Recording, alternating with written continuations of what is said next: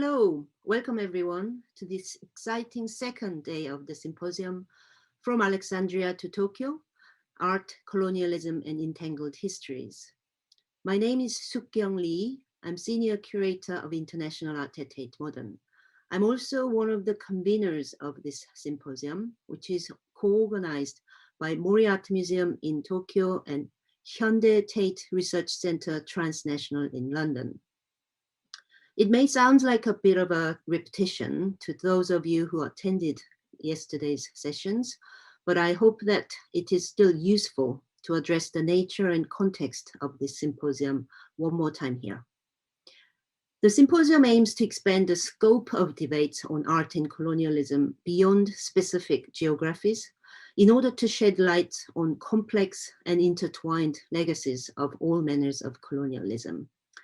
The impact of colonial domination and exploitation are still very much present in the current geopolitical power structures, and there are much artistic responses that demand a shift in perspectives in understanding colonial legacies.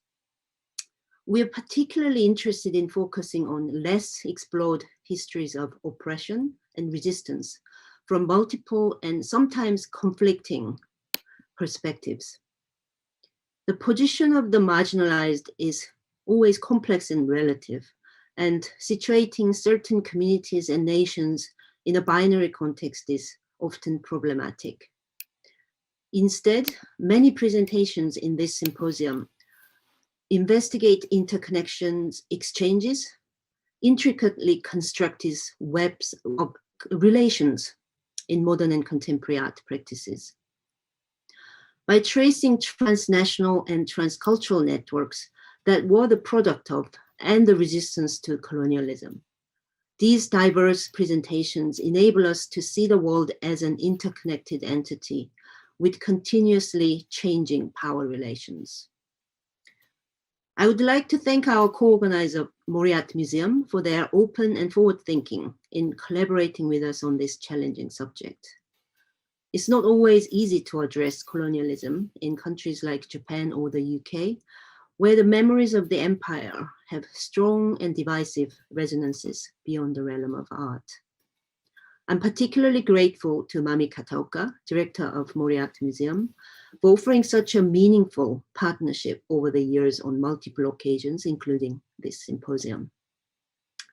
I'm also extremely grateful to our conveners, Professor Christian Cravagna and Professor Michio Hayashi and my colleague Devika Singh. My huge thanks also go to Manabu Yahagi, Sumika Takashima, and Eize Shiraki at the Mori Art Museum for their generous collaboration. I'm terribly indebted to my brilliant colleagues Emma Jones and Odessa Warren, who have successfully moved this symposium to a digital platform where we are now, and meticulously prepared all aspects of the event with countless rehearsals. I would also like to chime in with Mami's thanks to our speakers and moderators, who have been most flexible and understanding over the past few months, while we made a number of changes in the plan due to the pandemic. I'm also grateful to all of you who joined yesterday and joining today. You are making all our efforts really worthwhile. Please use the chat function on this YouTube channel to post your questions and comments throughout the event. The symposium started yesterday with two panels, one on between nationalism and cosmopolitanism, and the other on the Cold War, liberation, and modernism. Today we have two more panels, one on multiplicity of the postcolonial, and the other on against the neocolonial, moderated by Professor Hayashi and Professor Ming Tianpo, respectively. Please refer to the PDF program of full biographies of the speakers, moderators, and conveners, as well as the abstract of all presentations. So please join me in welcoming the first panel moderator, Professor Hayashi. Hello, or good morning or good evening to everybody, wherever you are. Welcome to the second day of From Alexandria to Tokyo, Art, Colonialism and Entangled Histories, jointly organized by Mori Art Museum and Hyundai Tate Research Center. Today, we have two panels with 4 speakers in each. My name is Michio Hayashi. I am one of the conveners of this event and an art historian teaching at Sophia University in Tokyo. It is a great honor to be the moderator of panel 3, which consists of 4 presentations by 4 distinct artists and scholars. This panel has a rather abstract title, Multiplicity of the Postcolonial, which could be interpreted in various different ways and perhaps needs a little clarification here. One way of doing that in brief is to point out 2 different connotations of multiplicity at stake here. First is the multiplicity in the geopolitical sense.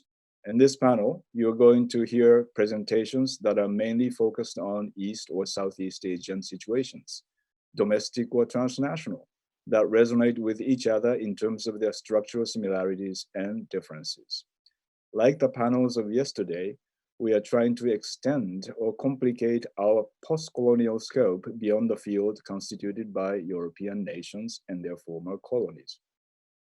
The issues that will be foregrounded through the comparison of the neighboring or overlapping situations in Asia, I hope will be a valuable addition to that existing discourse. Second is the multiplicity in the method of historical representations. In other words, the multiplicity of how to write or generate history. As you all know, post-colonial studies in the past several decades struggled to uncover the mechanism in which the existing Western-centric or Japan-centric narrative of history was forged through a particular collusion of knowledge and power. By doing that, it fostered the possibility of generating alternative histories from different perspectives and methods. That is, the field of multiplicity has been opened up in the realm of history writing, in some cases to the extent of discursive anarchism, while investigation into ideological and methodological biases behind it made us extra sensitive to the positionalities or lack thereof of any discursive production. Although the 4 presentations in this panel can no way be contained in the theoretical frame defined by the 2 senses of multiplicities I just mentioned, they all touch upon, one way or another, those issues of multiplicity in their respective ways. Thus, by keeping them in mind, I hope you will be able to see the presentations to follow as a sort of constellation of curious historical and theoretical resonances. Okay, without further ado, I would like to proceed to the first presentation by Hotsu Nien. He may not need any introduction to you, but in brief, he's an artist based in Singapore, producing works mainly in multimedia installations and performances.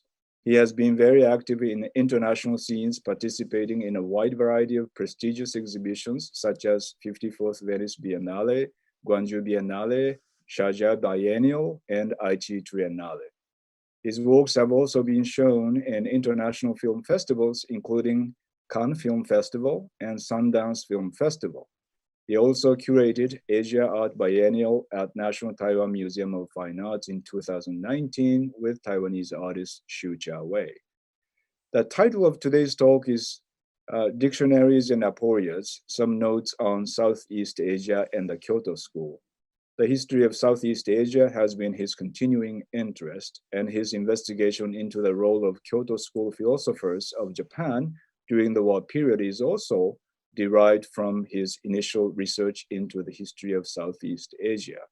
So in today's talk, I assumed the link between the 2 areas of investigation will be illuminated for further investigations. Okay, it's all yours, Tsunya. Yeah. Thank you, Professor Hayashi. I will try to elaborate this link, but because of time, I will jump straight into it. So hello, everyone. Just to introduce myself again, my name is Ho Zunian. I'm living and working in Singapore, from where I am speaking to all of you now. I'm happy to have this chance to connect with all of you during these challenging times. So today, I'd like to share two of my projects with you.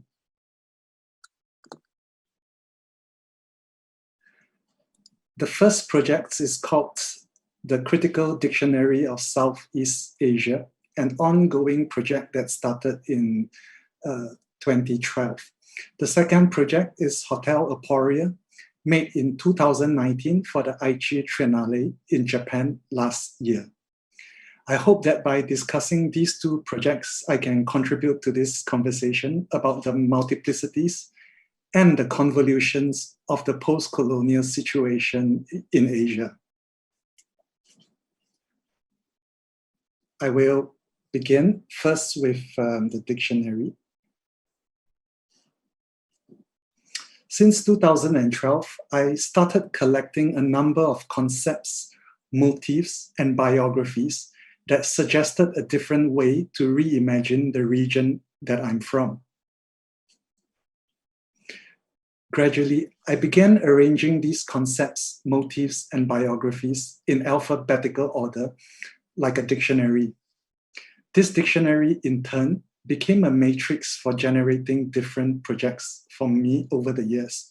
For example, between 2013 to 2017, I produced a series of works based on the term T for tiger, in which I looked at some histories, myths, and cosmologies related to the tiger in Southeast Asia. These resulted in some works, such as the live performance 10,000 Tigers in 2014, as well as the video installation One or Several Tigers in 2017. In 2017 as well, I decided to try making a work that was not focused on an individual term within the dictionary, but is instead related to all 12 letters, the A to Z of the dictionary. With the collaboration of the Berlin-based artists and programmers Sebastian Lutgert and Jan Gerber, a version of the dictionary that we now call CDO-SEA was created. CDO-SEA is an ongoing film, almost entirely made up of video materials found online through channels such as YouTube and Vimeo. These images are in turn recycled, repurposed, and continuously recomposed by a set of algorithms that was developed according to the 26 terms of the dictionary. So we can imagine the CDO-SEA as a film that is different for every viewing. We also created a website where a simplified version of this system is presented. For those of you who might be interested, this is the website address. And actually at the right-hand corner of the website, highlighted in yellow and circled in red here, is a subtitle function where we also have the Japanese language for those of you who might be interested. So one of the starting points for the dictionary, I would say, is a question. And the question can be phrased as, what constitutes the unity of Southeast Asia, a region never unified by a single religion, language, or political system? In other words, what ties Southeast Asia together? What delineates it? What defines its inside and its outside? Or to put it in yet another way, how can Southeast Asia be composed? What kind of formal properties does this ambiguous object possess? In many ways, Southeast Asia can be considered a child of the Second World War. One of the earliest and most significant usage of the term Southeast Asia was the naming of the Southeast Asian Command, or SEAC. This is a military body set up to be in overall charge of Allied operations during the Southeast, in of Allied operations in the Southeast Asian theater of war during the Second World War. However, as Benedict Anderson had pointed out before,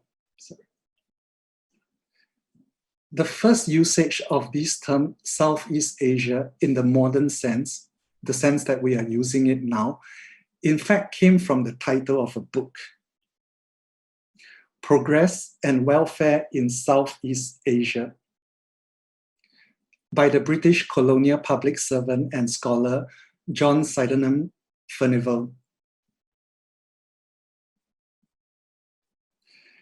Interestingly, Furnivall has also been credited with the coining of the concept of the plural society, which I would like to return later.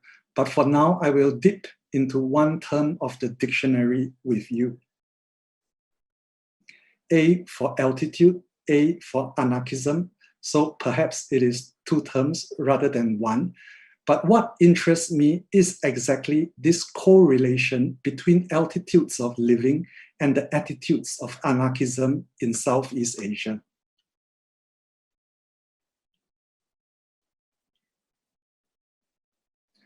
And to do this, I would like to speak about two zones. The first zone is Zomia, which is a name for an area with an altitude roughly 300 meters above ground, extending from northeastern India to China to the 5 Southeast Asian states of Vietnam, Cambodia, Laos, Thailand, and Burma.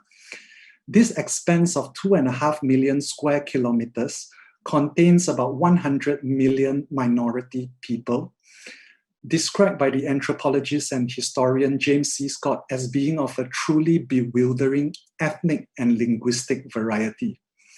Zomia's high altitudes and rugged terrain forms a natural barrier, making it difficult for the surrounding low-lying nation states to govern this area. Thus, over time, it has become a sanctuary for partisan fighters of forgotten wars, drug traffickers, ethnic minorities, and other fugitives escaping the reach of flatland nation states. The second zone that I would like to speak about brings us lower in altitude to the sea level, to the Sulu Sea, which is sandwiched between the Pacific Ocean and the South China Sea.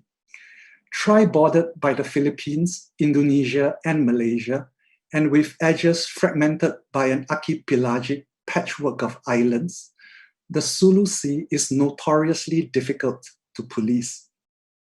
Historically rich in maritime commerce, these waters have, since the colonial era, been infamous for slave raiding and piracy.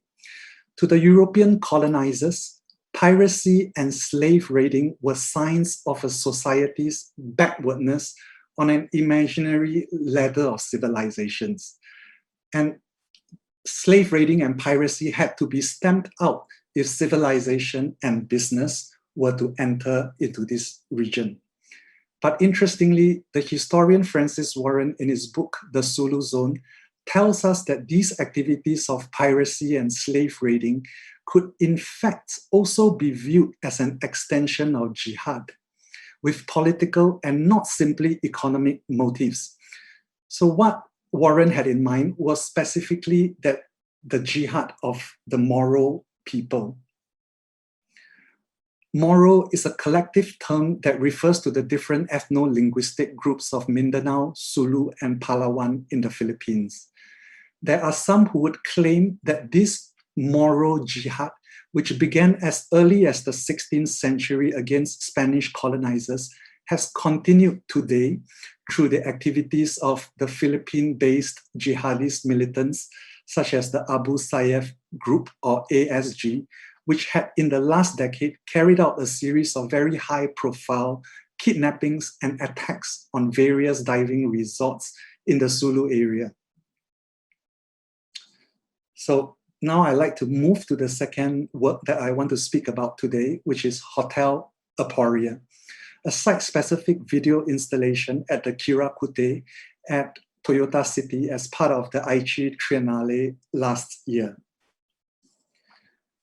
The Kirakute is the name of a building where the installation is located, and Kirakute may be translated as joyful pleasure house.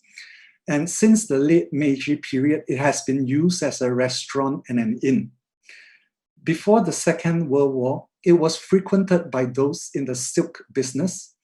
After the Second World War, it was frequented by those in the automobile industry.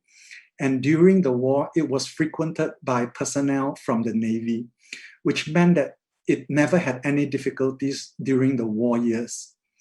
For this project, I tried to resurrect the Kirakute as a hotel to be occupied by a number of different guests, various historical Japanese who had lived through the war. So now I'm going to introduce some of these guests. And the first guest that I had was Nagasaka Yuriko, who was in fact the landlady of the Kirakute from 1929 until the Kirakute was closed in the late 60s. So perhaps it is I who was her guest. In an interview that we found, she described how in 1945, a squadron of kamikaze pilots had stayed in the Kirakute and had a meal there before they set off on their mission. After the war, Nagasaka tells us their bereaved family gathered at the Kirakute to mourn their dead sons. The second group of guests I would like to introduce is in fact this squadron of kamikaze pilots, the Kusanagi unit. Kusanagi is named after the grass-cutting sword, which is considered one of the 3 sacred treasures of Japan, kept in the Asuta Shrine in Nagoya City, right next to Toyota City. In the same room where the pilots and their parents had gathered, we had a double-sided screen. So on one side of the screen, we told the story of these pilots. And on the other side, we briefly traced the histories or stories of the wind in Japanese culture and history. As many of you might know, kamikaze translates literally as the wind of gods or the divine winds. The third room in Hotel Aporia is occupied by 2 guests, the director Ozu Yasujiro and the cartoonist and animator Yokoyama Ruichi. Each of their stories is told on one of these separate translucent screens. Ozu Yasujiro is well known for his films that are usually centered on the family, but we looked for traces of the war in his films. Between 1937 to 1939, Ozu himself was conscripted and spent 2 years in China during the Second Sino-Japanese War. I believe it was a difficult time for him as he lost a very good friend. But during the Second World War, Ozu was sent, in fact, to Japanese-occupied Singapore in 1942 by the Japanese army to make a propaganda film. Somehow, Ozu ended up not making the film, but was said to have seen more than 100 American films confiscated by the Japanese military. He was also said to have swam a lot and played a lot of tennis. Yes. So the second screen that we have is dedicated to the cartoonist and animator Ruichi Yokoyama, who was well known for creating the cartoon character Fuku-chan. Fuku-chan is a little boy at the center of stories set around his family and school. In January 1942, Yokoyama Ruichi was sent to Indonesia for 6 months as part of a wartime propaganda unit. In 1944, he made Fuku-chan's Submarine, a propaganda film for the Navy in which Fuku-chan goes on board a submarine and joins the war. And in the final room, I invited a group of Japanese scholars, mostly philosophers, known as the Kyoto School. This room, unlike other rooms, did not have any projected images. It only had subtitles accompanying a voice. However, at a certain point, the room lights up, enabling us to see through a porous screen to look at a large industrial fan which is slowly coming alive, like the blades of a plane, perhaps, as it generates an artificial wind. At this moment, cutaway shots from the films of Ozu, featuring the passing of the wind, will pass through all the screens in all the other rooms at the Kirakute. The Kyoto School can be considered as a network formed around the philosophy department of the Kyoto University. It centers around the key figure of Kitaro Nishida, considered by some to be the most significant Japanese philosopher of the 20th century. It is impossible to summarize his philosophical system here, and I will not attempt to do that. But I think it is fair to say that Nishida philosophy sought in its own way to overcome the limits of Western philosophy by drawing upon Eastern ideas, such as Nishida's foundational concept of zettai mu, or absolute nothingness. The concept was said to have been intuited from Nishida's Zen practice, which he took very seriously and was a lifelong practice for him. In some way, traces of these concepts can be found in the work of many of his colleagues and students who form the extended circle of the Kyoto School. But it is important to state that the Kyoto School is heterogeneous, with some figures considered to be its left wing, such as Tosaka Jun and Miki Kiyoshi, both of whom died very tragically in Japanese prisons in 1945. Miki Kiyoshi, in particular, was sent to Southeast Asia, to the Philippines in 1942 as part of a propaganda unit.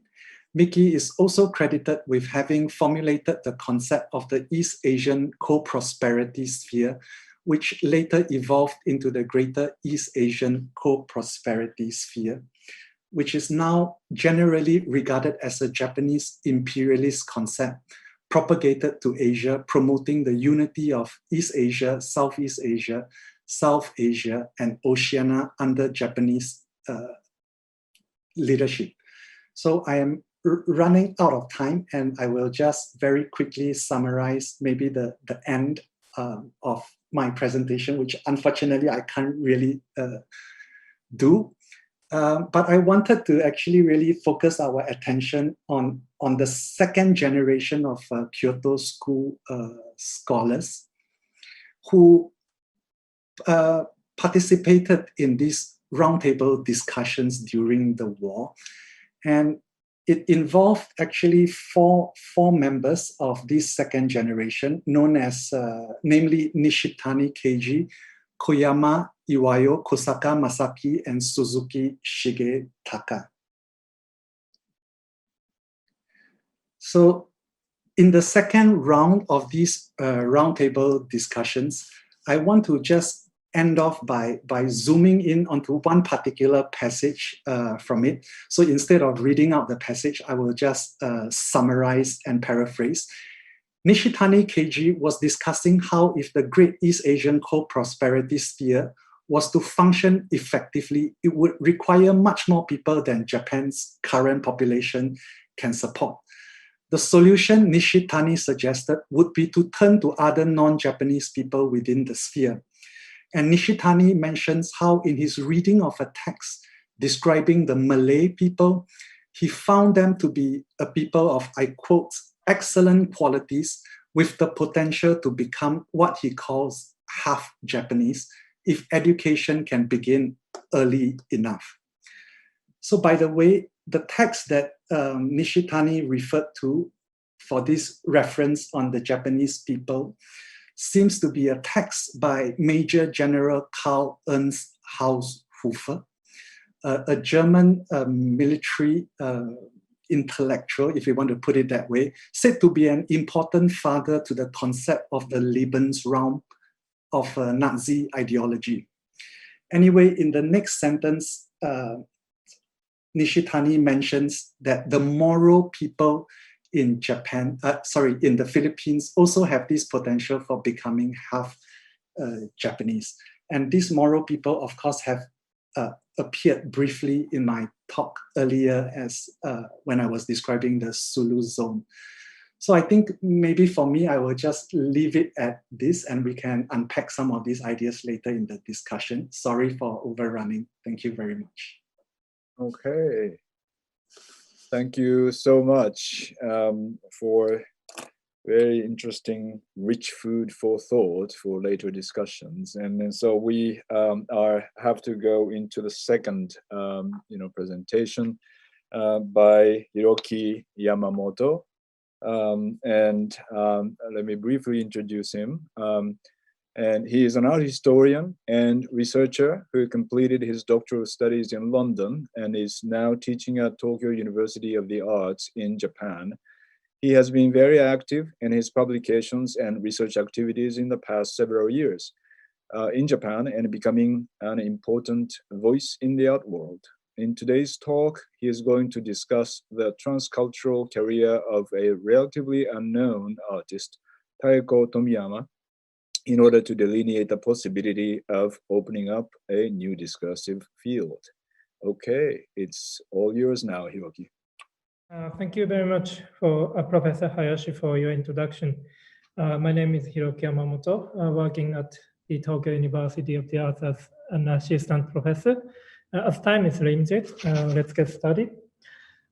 In essence, my presentation today is preliminary. Therefore, it should be taken as a speculative attempt to forge a new perspective in art history of post-colonial East Asia. Yeah, it works.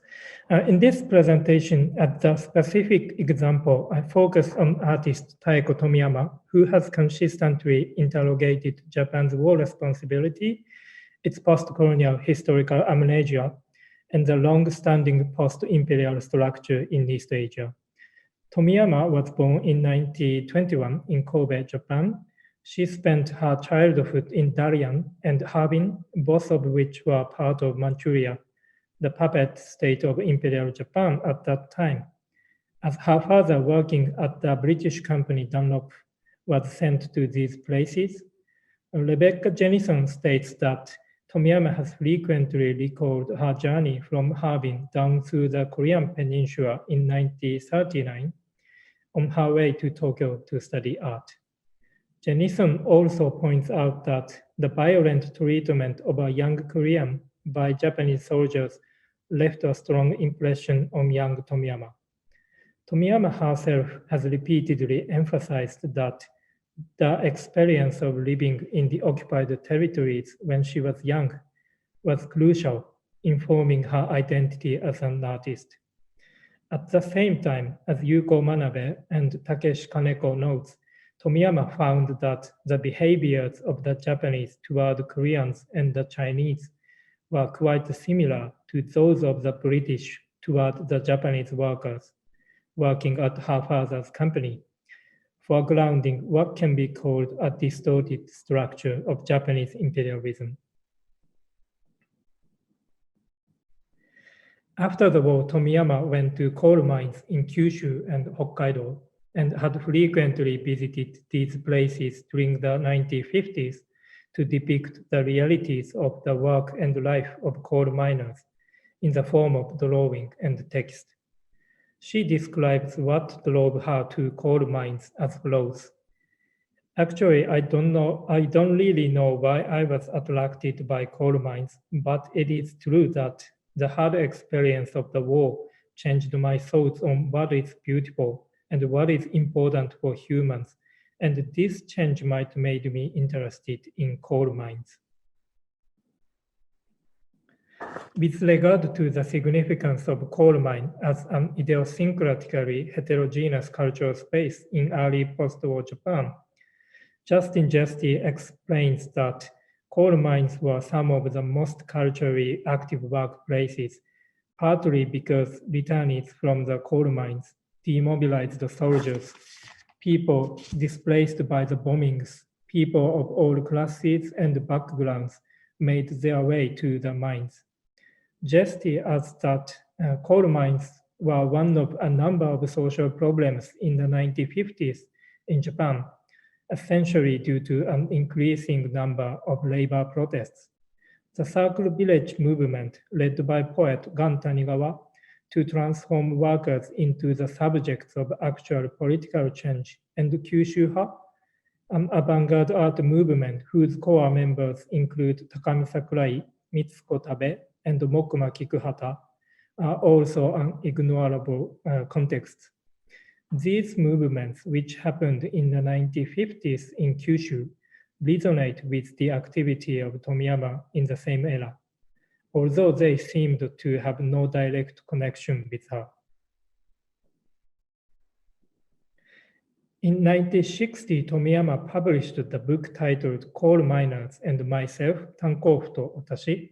In this book, she expressed the harsh conditions surrounding coal miners and their family members as an extreme situation like that war, 戦争のような極限の状態。Tomiyama also wrote, they were nothing but consumables that were always in danger of their life and exploited like beasts of burden. They were unorganized workers and no one taught them human dignity and support for humanity. Moreover, Tomiyama mentioned problems concerning sexuality and gender in coal mines, such as widespread domestic violence in poor households. For instance, she wrote, female workers inside mines are a phenomenon from 400 years ago in other countries. However, in Japan, women are slavishly working deep under the ground. Here it's still in the Middle Ages. According to Manabe, Tomiyama described her art in the 1950s as painting as reportage. In the same period, a movement called reportage art became conspicuous. Painters including Kikuji Yamashita, Tatsuo Ikeda, Hiroshi Katsuragawa, and Hiroshi Nakamura visited actual site of political struggle to produce paintings and drawings based on fieldwork research. One of the well-known works of reportage art is Nakamura's Sunagawa No. 5, Sunagawa Goban, produced in 1955. He engaged with the Sunagawa struggle, a series of farmers' protests against the expansion of the Tachikawa airfield, and depicted a clash between the police and the protesters. However, I suggest that there is a significant difference between Tomiyama and those reportage artists in the representation of the colonized and female figures. And my hypothesis is that the difference substantially stems from her youth experience in the occupied territories. I return to this issue in the conclusive part with some concrete examples. In 1961, Tomiyama made her way to Brazil. The purpose was to meet former coal miners who migrated from Japan to Brazil. She also visited other Latin American countries such as Chile, Mexico, and Cuba. During her journey, Tomiyama was greatly inspired by the artistic movements in the so-called Third World, such as Mexican muralist art movement. In her The Aesthetics of Liberation, Kaihou no Bigaku, published in 1979, Tomiyama claims that she learned a lot from the artistic methodologies and aesthetic strategies of Latin American art movements. In the book Liberating Art History, 美術史を解き放つ, which she co-authored with Kazuko Hamada and Hiroko Hagewara in 1994, Tomiyama highlights some binaries in art history such as West and East, men and women, and the elite and commoner, Minshu. The problem is Tomiyama insists that these binaries have always been accompanied by hierarchical value judgment, the superiority of West over East, that of men over women, and that of the elite over commoner. Tomiyama referred to Edward Said's well-known notion, Orientalism, as a notable example of Western superiority over the rest of the world in the field of culture. Said explains Orientalism as a way of coming to terms with the Orient that is based on the Oriental's special place in European Western experience. Yet the theory on Orientalism has recently been developed and further complicated. In her 2004 book, Japanese Modernization and Mingei Theory, which investigates the historical construction of Soetsu Yanagi's discourse on Mingei, design historian Yuko Kikuchi proposes the idea Orientalism. She asserts that the term illuminates the recurring and transferable nature of the system of Orientalism. In relation to Japanese cultural nationalism, Kikuchi argues that Yanagi's own appropriated variant of Orientalism can be observed in his Mingei theory, especially in his application of the creation of beauty projected onto Japan's peripheries and its colonies. Surprisingly, Tomiyama was also aware of this cultural self-orientalism as early as the 1990s. In the aforementioned book, Liberating Art History, she writes, Japanese artists trying to promote themselves in Europe have utilized its Orientalism, repeatedly utilizing old images.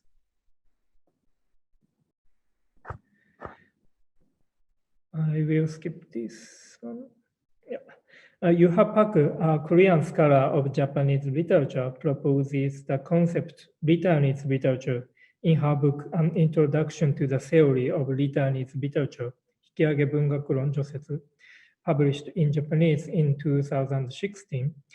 Pak pointed out that despite a large number of literary works written by the Japanese who returned from the occupied territories and the colonies after Japan lost the war, on their experience of return, there had been surprisingly few studies on the subject.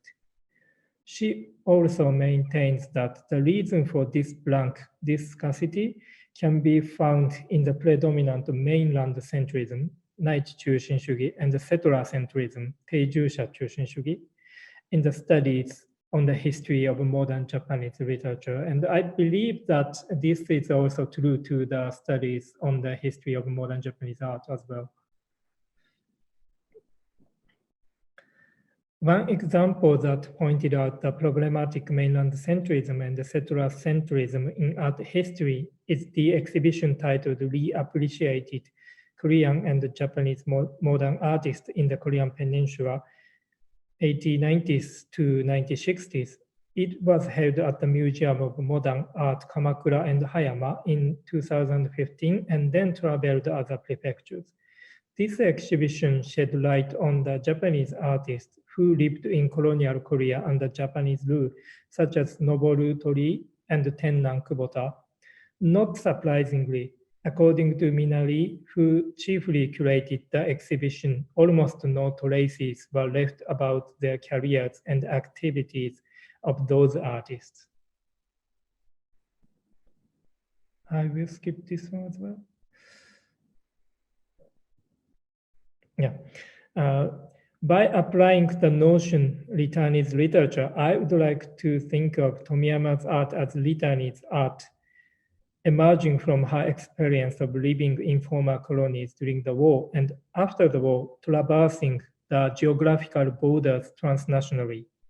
With regard to Tomiyama's art, moral philosopher Yuki Miyamoto claims that her experience of spending her adolescence in Japan's EX colonies fostered her awareness of and the sensibility towards the social and the cognitive structures that draw a boundary around the marginalized and thus silence certain groups of people by rendering them invisible.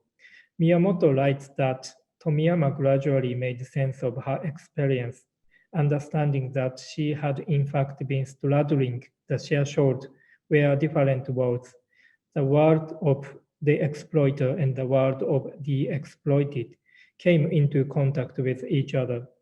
For Tomiyama, therefore, Manchuria was a cradle of the sense of moral and ethical responsibility, which determined her lifelong artistic trajectory. I will go back to one slide. Yeah. Tomiyama's extraordinary sensibility can be observed in her art in 1970s and 80s very clearly. In the 1970s, through art, she engaged with the democratization movement in Korea as she noticed the shadow of still ongoing colonial domination with a ruled structure. Ms. Oakley delineates Tomiyama's commitment in the 1970s to the protest against the death sentence to Korean poet Kim Chi-ha, who led the democratization movement against the authoritarian regime, demonstrating how her activity had a remarkable transnational cross-Asian scope at the time.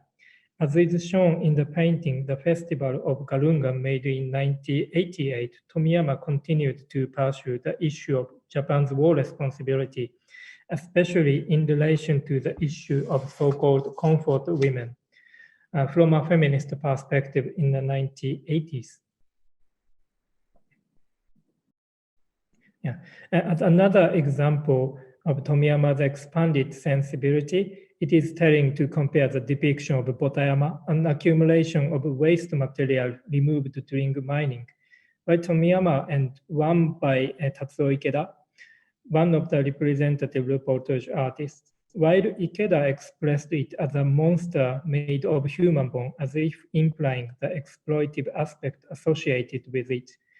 Tomiyama drew a crying woman from colonial Korea who worried about her husband and son forced to work in mines in front of Botayama. This difference demonstrates how far Tomiyama's imaginary reached beyond the framework of nation and gender. In conclusion, this is instrumental to examine the artistic activity of Tayko Tomiyama from the early post-war to the 1980s, which has been largely overlooked and neglected in modern and contemporary Japanese art history, in order to deconstruct a male-centric, elite-dominant epistemology in art history.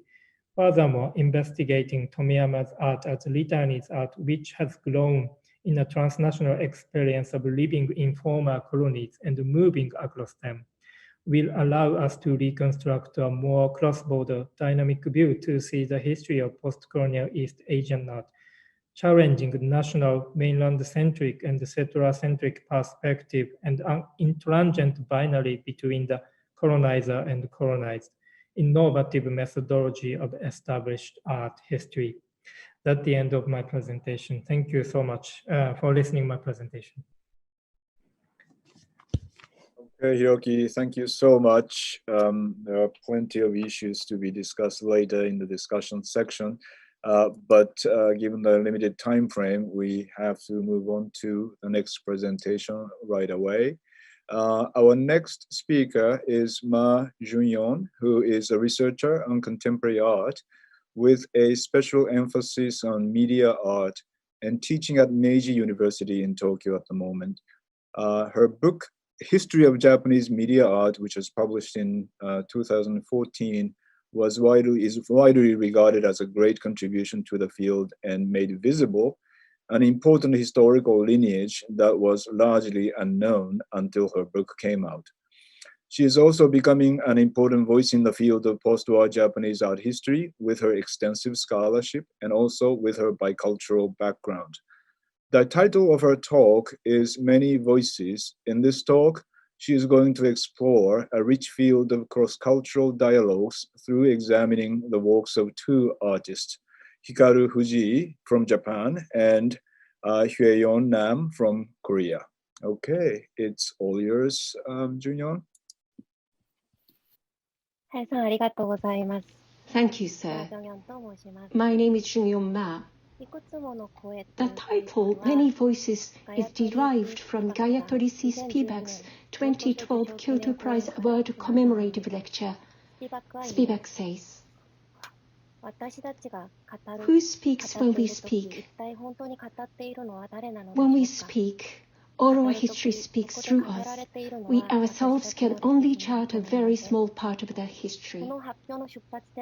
What I feel at the start of this presentation is a slight discomfort as a Japan-based Korean art researcher and reading out Spivak's words in Japanese in this first-person subject, us.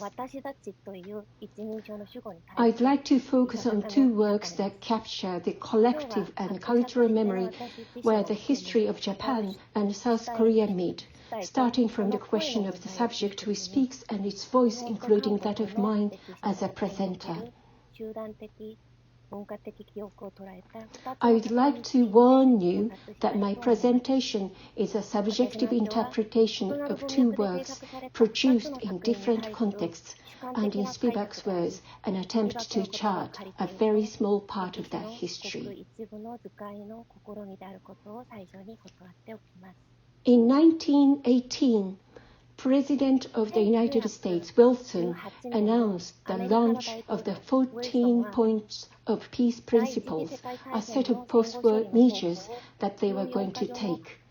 The self-determination included there was the principle that the victorious nations of the world tried to apply to the colonies of the defeated nations. In other words, the word self had a very constrictive connotation, but as a result, it gained the support of the rule of the whole world. The March 1st movement that took place on the Korean Peninsula, which became a Japanese colony in 1910, was also a large-scale independence movement that demanded self-determination. In 2019, the 100th anniversary of the movement, an exhibition was held at the Seoul Museum of Art as part of a commemorative event. The Zero Gravity World exhibition was the result of shedding light on the spirit of the independence movement from an international context, regardless of the limited interpretation of the confrontational structure between Japan and South Korea. The venue, the South Seoul Hall of the Seoul Museum of Art, is a historic building that was used as the former Belgian consulate of the Korean Empire before it became a Japanese colony. Participating artists are Korean-born Danish nationality Jane Jinkaisen, Ahmed Ogut from Turkey, Nguyen Trinh Thi from Vietnam, William Kentridge from South Africa, Taiwan's Yaojui Junho, who was also introduced by Takamori-san during the panel 2, and Japan's Fujii Hikaru. No Korean writers participated. At that time, Japan-South Korea relations were described by the media as the worst after the war. I must have not been the only one who was surprised that a Japanese artist participated in an exhibition in Seoul that portrayed the history of the independence movement from Japan, and that the only new work in the exhibition was the work of the Japanese artist. The two challenges that Fujii, the Japanese artist, attempted were first to introspectively examine the history of the imperialism of his own country, which led to the colonial ruling, while maintaining a critical distance to the nationalism of the colonies, and secondly, to expand the ideology to issues shared currently through the language of contemporary art. As a Japanese artist, Fujii might have his name added to the list of so-called conscientious Japanese intellectuals by sympathizing with the collective memory of the Korean Peninsula during the colonial era and criticizing the colonial rule of the Empire of Japan. However, in the context of conflict and tension between the two countries, choosing one and defending one party could possibly be an overly simplistic approach. Fujii consequently approached the project in the following three ways. Firstly, as an observation point, he chose Tokyo, where he was born and lived, instead of Seoul, where the March 1st movement began. Secondly, instead of directly working on the March 1st movement, he turned his attention to the 2.8 Declaration of Independence proclaimed by overseas students from the Korean Peninsula, which is acknowledged as the impetus. Finally, in order not to fall into the constraints of the binary position structure, he inserted the immigration issues that the whole world is currently facing as the third axis. Additionally, by focusing on short-term immigrants, that of overseas students, he superimposed the two images of 1919 and 2019, that is the installation work, 2.8 Declaration of Independence, reading in Japanese. The same year, 2019 was also the year the 58th Venice Biennale was held. Under the title History Has Failed Us, But No Matter, Nam presented two works, The Dancer from the Peninsula and A Garden in Italy, in a three-person exhibition at the Korean Pavilion that revisited the history of modernization in East Asia from the perspectives of gender and transition. They were works about Choi Seong-hee Saishoki, a dancer who was born in the Korean Peninsula during the colonial era and studied under a globally successful Tokyo-based dancer, Baku Ishii, who is known as a pioneer of contemporary Japanese dance. You could say that Sai's personal history is relatively well known. For example, the fact that she was a dancer who was highly regarded by cultural and artistic clans such as Yasunari Kawabata, and equally gained popularity amongst the general public, and also the fact that she moved to North Korea after the end of the war and ended her life there. On the other hand, as was mentioned by Inami-san yesterday during the panel 1 session, due to the historical background, there only remain fragmental forms of clues such as some photographs and text to be able to prove her actual dance performance itself. While helping with production research in Japan as a researcher, I was disheartened by the imperfections of Sai's archive. Nam, however, seems to have recaptured its imperfections and archive margins as a driving force of creation through his works. This is because the dance performed in his work was not a reenactment of the past, but it was a choreographing process that Nam himself reorganized based on historical resources. In particular, that movie on the main screen fans out as if it most actively reflects the ideas and production process of the artist who tried to imagine the whole from segmented pieces that he was in contact with. The video installation Dancer from the Peninsula, which was presented for the exhibition section at the 12th ABC International Festival for Art and Alternative Divisions in February 2020, came to life in contrast to the version that was presented in the direct sunlit glass-walled architecture of the Korean Pavilion. The aesthetic experience created by multiple screens that flicker in brilliant colors in the dark reminds us of the fact that images first physically consist of light and sound. Since it is impossible to look at all of these images at the same time, the sights and body of the audience are not fixed but carry on moving in the exhibition space.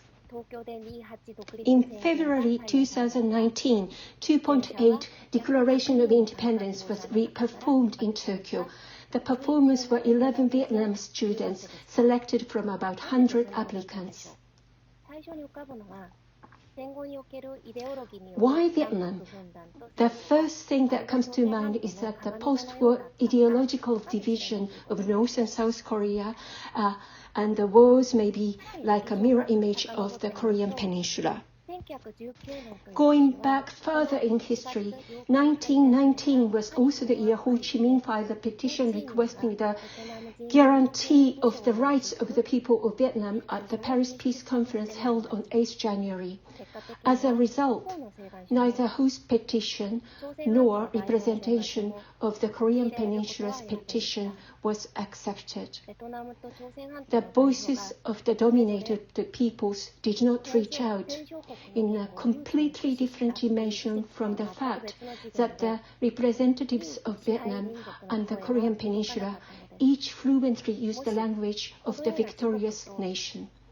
If there are performers who are conscious of the common ground that exists between their own country and the history of the Korean Peninsula, their voices could have resonated while the voices of international students 100 years ago who insisted on independence against imperialism.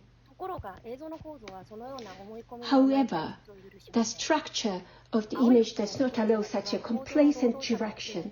The performers in blue costume line up in a row like factory workers, and read aloud the numbers of letters that come in front of them. 100-year-old foreign language spoken without rehearsing nor memorizing, Korean translated into Japanese is way too fragile. However, the creator's camera does not stop but keeps gazing at this scene. In this way, it seems that the subject that the artist staked for the work's success or failure is not the performance of the subject, but rather the message that the text 2.8 Declaration of Independence may have held for 100 years. That is the power of language. The first-person subject, my people, which appears repeatedly in the text, is completely off the time axis and the geopolitical object it means.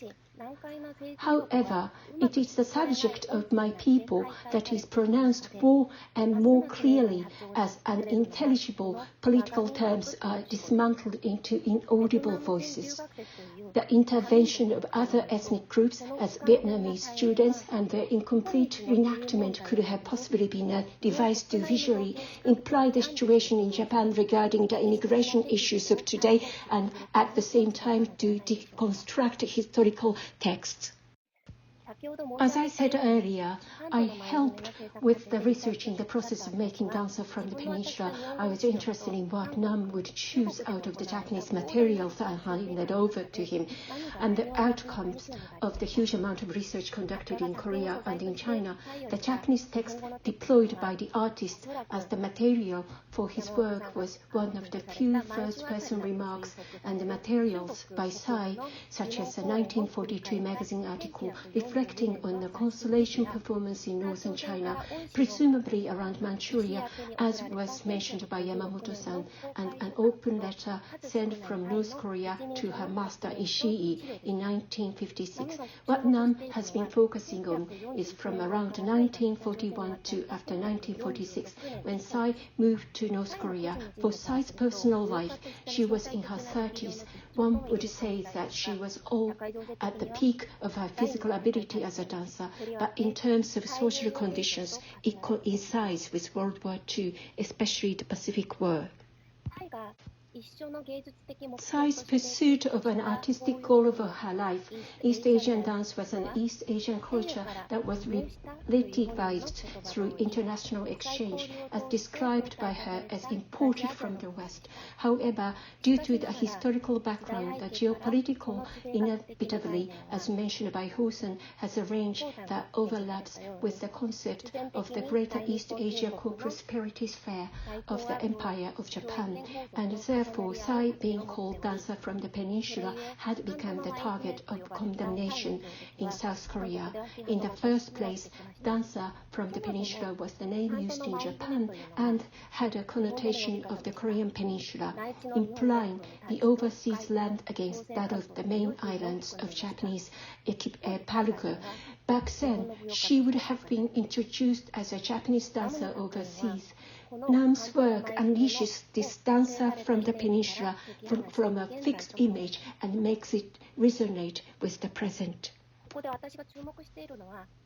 What I am focusing on here is the absence of the physical body of the historical figure, the remaining text, and the multiple voices of I that connects them, especially when the latter half of Nam's creation, imaginary Oriental dance, unfolds while Tsai's words, where the strengths come from, are repeated in the voices of multiple women of Japan, China, and South Korea, including that of Nam's own voice, seems to be a scene where the subject of the work can be witnessed.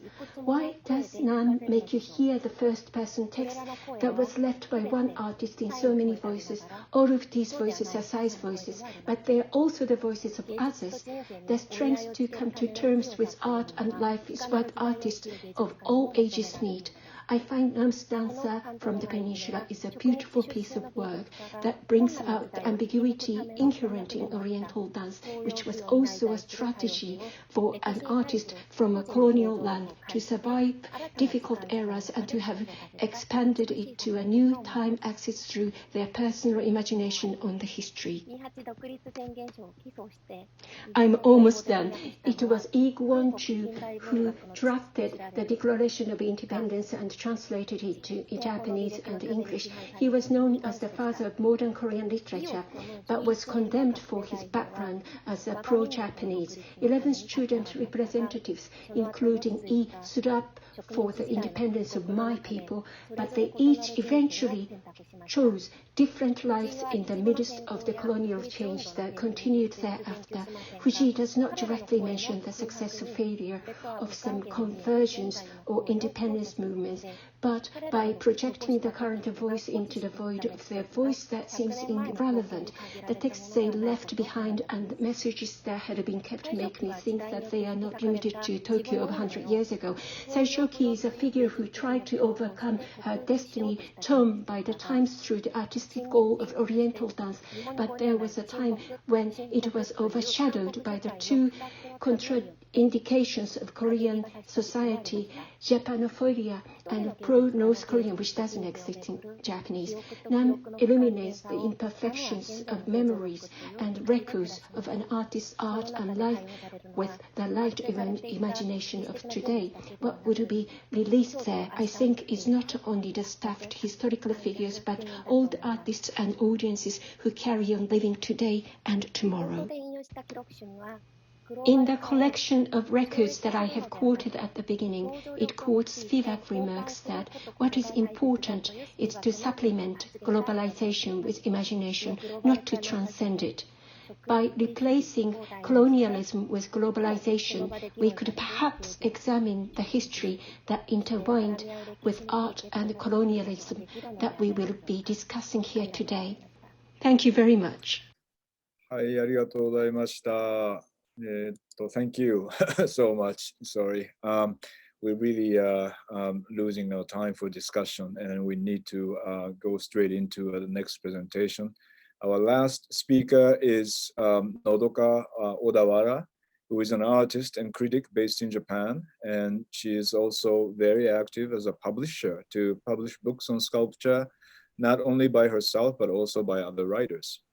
The title of her talk, Why Sculptures Are Erased, the Other Tokyo Tribunal as a clue, indicates she has been interested in the issue of public sculpture on monument and how its socio-cultural meaning goes through a series of historical transformations that sometimes lead to the complete destruction or removal of that piece. Today's talk is just one exemplary case in the wide range of researches that she has been conducting for some time now. Okay, Nodoka, it's all yours.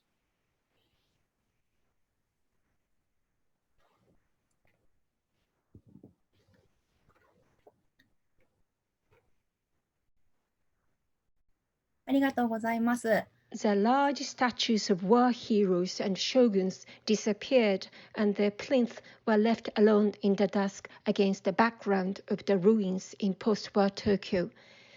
This is a quote by a painter, Ichiro Fukuzawa, from a review on the Mainichi Shimbun newspaper evening edition on the 13th of December 1950, precisely 70 years ago from today.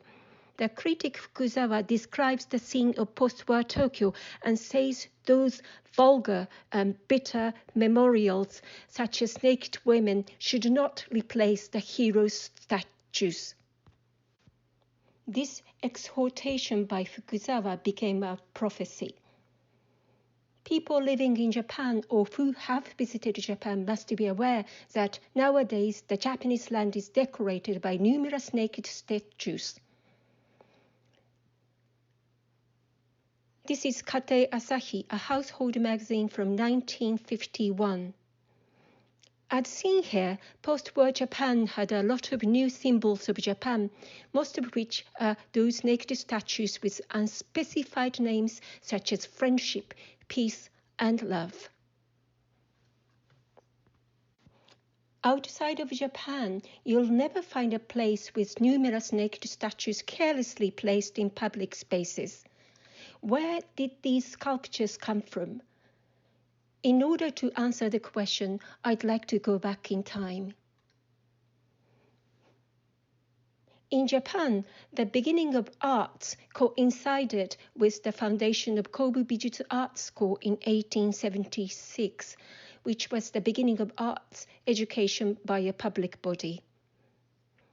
The school had a painting and sculpture departments. The aim of the sculpture department was to create talents who can decorate modern buildings. The Japanese modernization and westernization was, in other words, de-Sinicization. Therefore, there was a great need to rapidly build buildings which were as superior as the buildings in powerful Western countries. The sculptors who studied at the school not only decorated the buildings, but also built sculptures to decorate the capital city. According to Takashi Fujitani, a researcher of Japanese nationalism,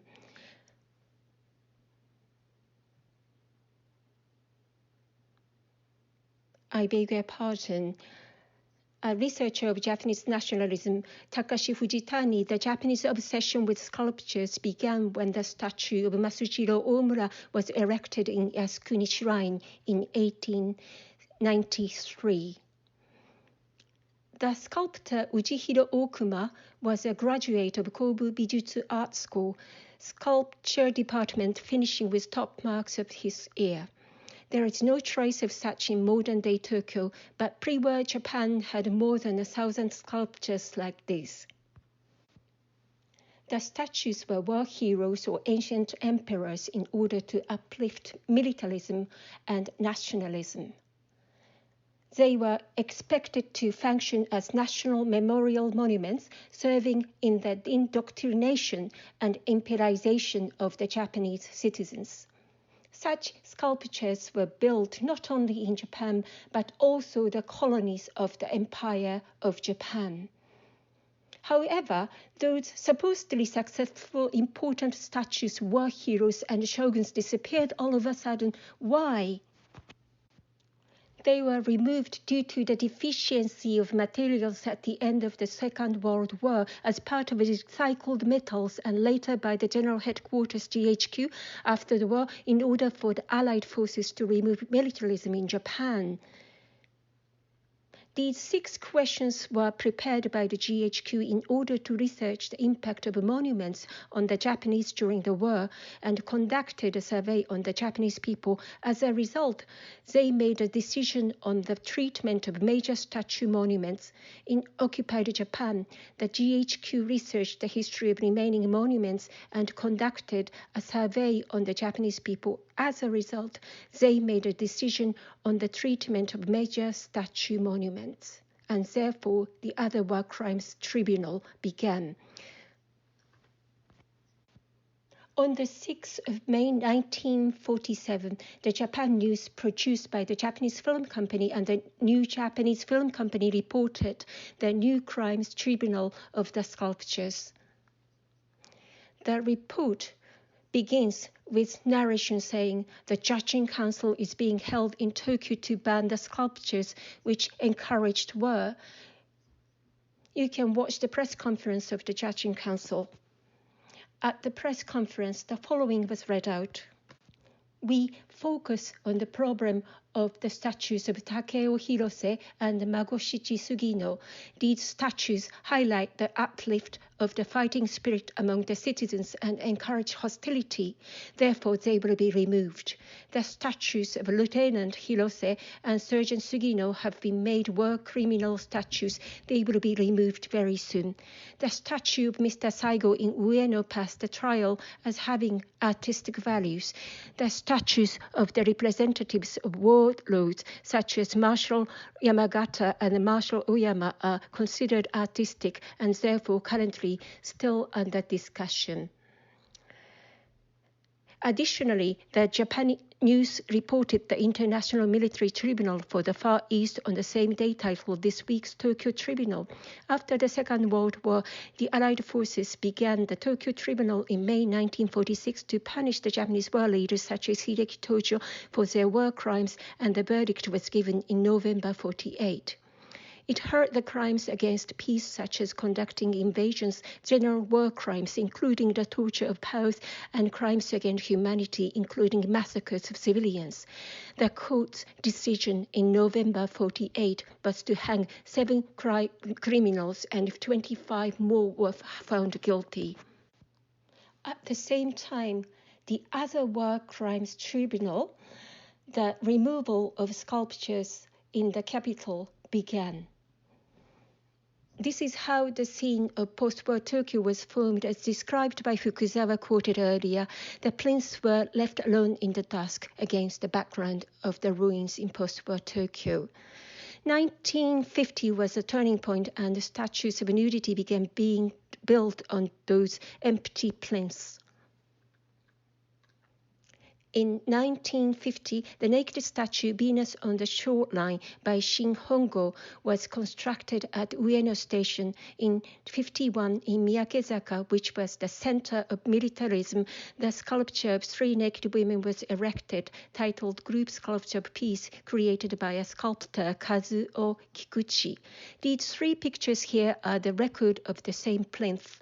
This is near the Imperial Palace in Miyake-zaka. The one on the left is the war host statue of Imperial Army Marshal Masataka Terauchi.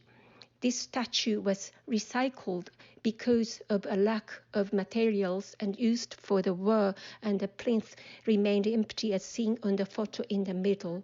And after the war, the sculpture of 3 naked women was erected as a monument of Dentsu, the biggest advertising agency in Japan. The title is Group Sculpture of Peace. In order to create a more accessible sculpture in comparison to wartime, which worshipped war host statues, the sculptor Kazuo Kikuchi, who was commissioned to build these naked female statues, removed the top half where the same plate Marshal Terauchi was attached and lowered the plinth and added wreaths of flowers, and claimed his group sculpture of peace to be the first statues of naked women in public space in Japan. This transformation of the sculpture was reported as the following. A statue of naked women was built on the street. It's not in Paris, but in Tokyo. It is in front of the parliament using the plinth of the statue of Marshal Terauchi. It is the statue of goddesses, symbolizing the transformation of Japan from a military country to a cultural country. At the center of militarism, Miyake-zaka, the sculpture of 3 naked women will emerge in a beautiful godly manner, replacing the statue of Marshal Terauchi. During the war, imperialism and colonial occupation were glorified, and after the war, naked women were crowned as peace. Like this, on one plinth, Japan transforms seamlessly. Such statue-swapping drama symbolizes New Japan, as reported by not only Japanese newspapers but also by Time magazine. Such reporting was exactly how Dentsu intended.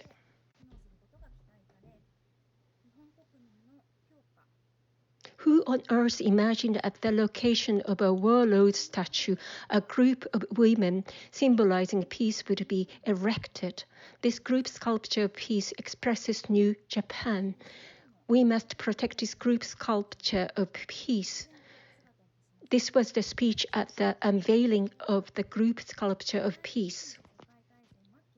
Here again, peace and New Japan were highlighted. However, can we truly say that the statue-swapping drama staged on the plinth of Miyake-zaka embodied the transformation to New Japan? There is nothing new here. What exists is the clear continuity from wartime. That is to say that the sculptures used to discipline the civilians during the war under the imperialism, and the naked female statues of peace expressing the New Japan grown out of the old system are the same in principle as the phenomenon of erecting numerous sculptures for propaganda. And as I mentioned earlier, because most of such war propaganda statues have disappeared, there is no sculptors who were questioned about their crime of cooperating in the war. On the contrary, they continued using the same technique and often named their sculptures as peace after the war. Who are sculptors for Japan as a country? That has been a question for me for a long time. In order to answer the question, I have created replicas of the plinth of Miyake-zaka for the last few years. Last year, I made a replica of the plinth in the same scale as the one with the war horse of Marshal Terauchi and exhibited the plinth outdoors as an art piece that anyone can stand on. It was exhibited in Toyota, Aichi Prefecture, but the plinth was facing the Imperial Palace in Tokyo. Many of the visitors made the same pose as the group sculpture of peace, waving their hands towards Imperial Palace. This piece was a question of what on earth is new in post-war Japan. A sculpture in public space is a mirror of the society. That is what makes the sculptures the target of destruction. In October 1972, the group sculpture of Windy Snow, which was the monument for the 100th anniversary of reclaiming Hokkaido, was blown up as it was considered to be discriminating the Japanese indigenous Ainu people. It was done by a group who were later known as East Asian Anti-Japan Armed Front. The East Asian Anti-Japan Armed Front conducted a succession of terrorist bombing attacks. This was the first time a Japanese ultra left-wing group carried out such bombings under the name of East Asia and anti-Japan. Their message was anti-Japanese imperialism. They repeated the bombarded buildings of companies who were involved in military industry and governmental policies before the war and post-war representing Japan. The reason why the East Asian Anti-Japan Armed Front bombed up the statue discriminating indigenous people was to say that we must face the reality of the delusions that exist in post-war Japan. Why are sculptures destroyed and removed? What is important here, I believe, is that we who look at the sculptures are the ones that change, but sculptures do not change. That is to say that the destructive actions against sculptures are gestures of distance to the history and the value which is embodied by such sculptures. In that sense, destruction of sculptures is never negative in my opinion. A good example of this is the removal of statues by the Black Lives Matter movement. The biggest worry is history to be forgotten. In Japan, it is never discussed why and where do these numerous naked statues in public spaces come from. No one takes notice. Such sculptures in public spaces reflect heavily on continuity of Japan pre-defeating war and now. That is why we need to shed the light on this matter. This is the end of my presentation.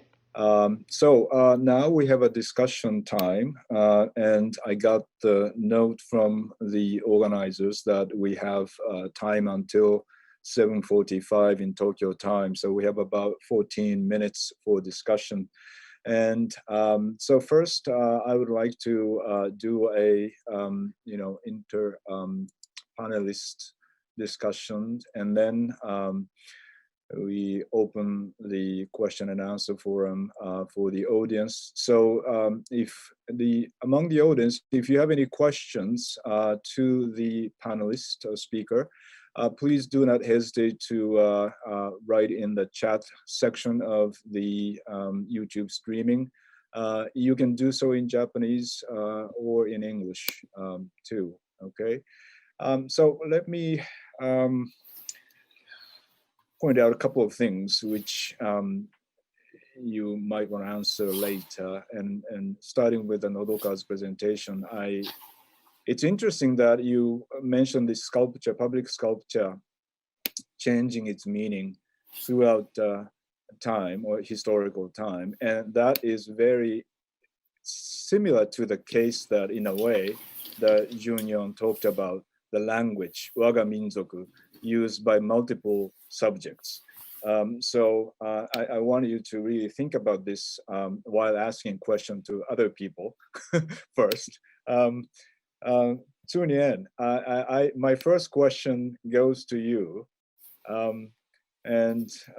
You have this very interesting project of dictionary, of critical dictionary of Southeast Asia. And I assume that this idea of dictionary sort of, in a way, partly comes from Bataille's dictionary and maybe Roland Barthes dictionary, Lover's Discourse also is written in that way. So in these prior cases of dictionary format, this Bataille or Barthes, they all used this format in order to, in a way, take a distance from their authorial subject, in a way. So it seems that you are going one step or maybe two steps farther than them and creating a sort of interesting distance, critical distance from yourself as an authorial or controlling subject of the representation of the dictionary. And so I think that has to do with the concept of the critical dictionary. And would you elaborate on that idea of the critical in the critical dictionary for us? Yeah, it's actually very fitting that you mentioned Bataille, because I think Bataille's dictionary was also named a critical dictionary. Right, exactly. So I borrowed that phrase from Bataille, who was one of the big inspirations for me. Right. So I think that the history of the word critical is itself quite interesting. I think we can think about critical philosophy in the Kantian tradition. You also have, we could also think about critique, I think maybe closer to our time as being, let's say, more aligned with, let's say, the Frankfurt School kind of critical theory. Yeah. So I think in some sense, I was aligning myself to some of these legacies. At the same time, I think what the word critical does immediately is that you don't claim for it to be objective, because when something is critical, right, a kind of position is already implied. Mm-hmm. You know, so but while you were asking the question, I started thinking about how my dictionary was translated in Chinese. Mm-hmm. In Chinese, the word critical could be translated in two ways. One is in the sense of a critique, like, you know, how we are speaking. But critical could also mean something that's very critical, meaning that it's very, I guess in English we have that sense too, that it's very important, exactly. So I think for me, it's a sense of playing with both possible meanings. But of course, at the end of the day, this particular critical dictionary is pretty much the work of myself. So it's difficult for it to really gain any kind of authority, because with dictionaries, usually one thinks of an organization rather than an individual. I mean, you're right in pointing out this critical aspect, implying a positionality of the history writing in a way that it is different from the usual sense of dictionary, which is fixed and flat and has a sort of clearly delineated entity. In comparison to that, you have this algorithmic system which creates some random encounters of images and whatnot. So it becomes a generator of various different historical narratives. Sure. So in that regard, I think this sense of positionality and then possibility of rewriting the history, I think the question is related to all the other three presentations.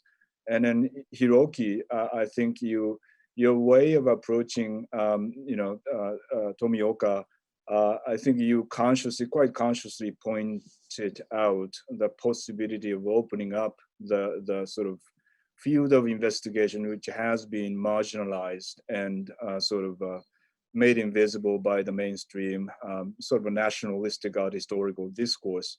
And then but you also pointed out sort of interesting difference between Tomioka and Nakamura Hiroshi toward the end of your presentation. And then, I mean, I'm curious what exactly you were thinking in terms of differences between what is called reportage art and what Tomioka was doing. And then this fact that she was a returnee and she was a female artist, and is that the reason why she was not even mentioned in this context of reportage art, or I mean, if you are seeing some essential or some formal differences between what Nakamura was doing, what other reportage artists doing, what Tomioka was doing, and would you elaborate a little bit on that idea or question, please? Sure. Thank you so much for your question, Professor Hayashi. Actually, I'm not sure if Tomiyama-san herself interpret her art as a reportage art or kind of reportage art, but at least she said her art in the 1950s art, a painting as a reportage としてのアート。And the differences I want to emphasize between Tomiyama's activity and reportage art is that Tomiyama had a perspective that transcends the border of gender and national framework. For example, like reportage artists including Ikeda, Nakamura, Katsuragawa, Yamashita Kikuji, they all addressed the imperial ramification or still ongoing influence of Japanese imperialism within the Japanese territory itself. That's why they try to tackle still ongoing protest against Japanese authoritarian regime after the war. But Tomiyama has some expanded perspective that can reach toward the colonized people or the colonized or female persons' voices that has been marginalized within the framework of male-centric reportage artists. I'm sure that the activity of reportage artists are very important and it has very important significance, but at least there are some problematic representation, especially of female figures, like Nakamura-san's painting in Enkan Resha, the circle train in the representation of schoolgirl is, I think, problematic and gender biased depiction of a female person in Japan. So in that sense, Tomiyama has some more broadened perspective that could address the or gender issue, I think. Okay, moving on to Junyo, your presentation, and I really, I mean, Nodoka too, I really was fascinated by this resonance between your presentations and then this one signifier, like Waga Minzoku and or one sculpture or sculptural pedestal, opened itself to multiple layers of meanings and appropriations. And so, Junyo, I mean, what do you think about your methodology in a way that what kind of things that you can contribute to the normalized or mainstream art historical discourse by looking at those layers of meanings behind those contemporary artworks? I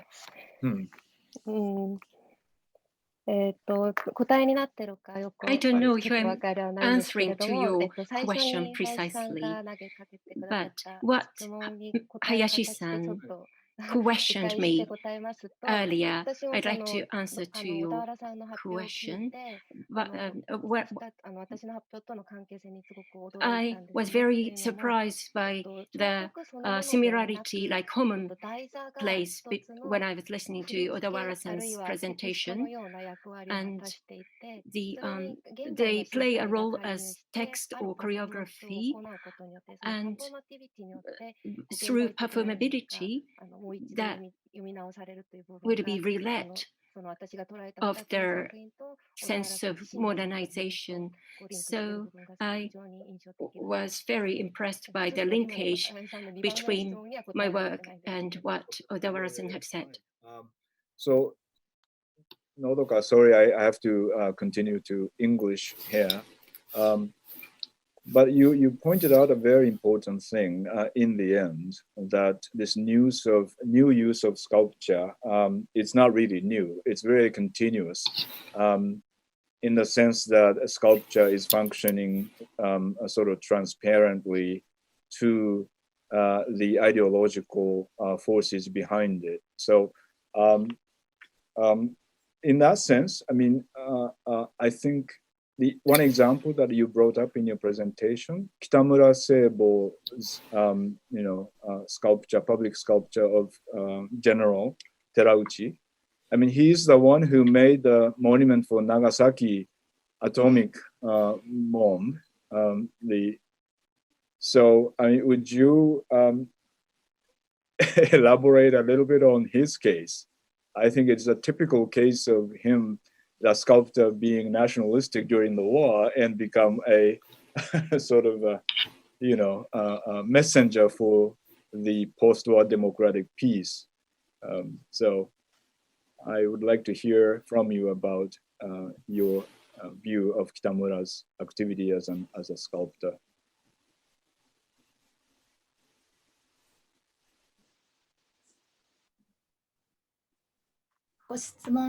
Thank you so much for your question. About the Seibo Kitamura, he has a very characteristic, he's a very characteristic sculptor of Japan. As his behavioral tendency, it's something that we can shed a light on very easily. During the war, he was actively creating pro-war piece of works, and post-war, he continued only making artworks with the theme of peace. What is important here is, of course, important to question his ability as an artist, but the sculptor, being in public spaces, it cannot only be realized by what artists want. There would be demands from society, and that would be funded by society. Public funding would be in place. Therefore, it's a continuity to ask artists to continually making those. That's what needs to be focused on. It applies not only on Kitamura, but there are many other sculptors who were in the same position that needs to be focused on. But unless that structural, systemic aspects are issued, focused on, in terms of sculptors, most of them are not questions or about their responsibility for participating in the war. I'll get from the floor for Yamamoto-san. This is a question from Min Tiampo, and she's asking, could you please expand on Tomiyama's engagement with Latin American art and politics? I see. Thank you so much. Yeah, very briefly. Sorry. Yeah. Moderator, right? Yeah, to make a quick response, there are a lot of things to say, but in Brazil, she engaged with the harsh condition of Japanese Brazilian immigrants and socio-political issues surrounding them. And in Cuba, for instance, she became quite aware of how the bipolar structure of US-Soviet Cold War structure was threatening the whole world in a very dangerous way. And in Mexico, especially, she was inspired by a Mexican muralist movement, Hekiga Undo, led by Diego Rivera or Siqueiros, or the kind of Mexican artist. And she was particularly inspired by how this movement has connected the mass to the socio-political issues through public art making and through outdoor art education conducted outside school building. Okay. Thank you. I'm sorry, I got the notice from the organizer. We have to wrap up. And so unfortunately, we have to end this session of panels 3. And thank you all the presenters. Thank you for great papers. It was really stimulating ideas that you presented. Thank you so much. And so this is the end of panel 3, and we have a break about 12-13 minutes. And the next panel is going to start, I think, in 8 p.m. In Japan. Well, maybe there will be an announcement about the exact time of the start. Okay, so that's it for panel 3. Thank you so much.